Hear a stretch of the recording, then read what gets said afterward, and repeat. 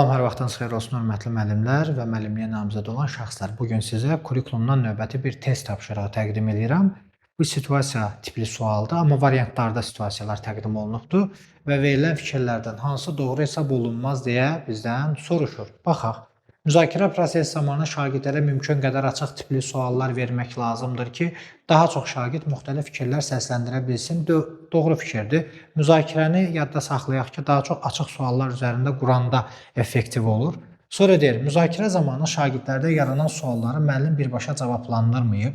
Bu sualı şagirdlərin özlərinin cavablandırılmasını təmin etmək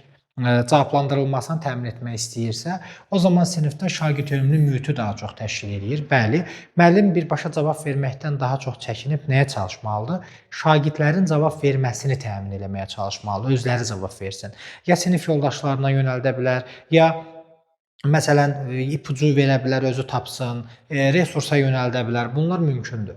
Deyə baxıram, müzakirə zamanı şagirdin irəli sürdüyü fikir məntiqsiz olarsa, müəllim şagirdə doğru mühakimənin necə olması ilə bağlı istiqamət verərək onun uğurlu olmasına şərait yarada bilər. Bu doğru cavabdır.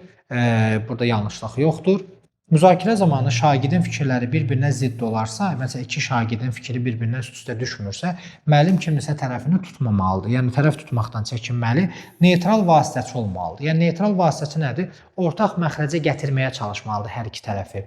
Sonra deyir ki, bu şagirdlər arasında gərginliyin artmasının qarşısını ala bilir. Bəli, doğru fikirdir.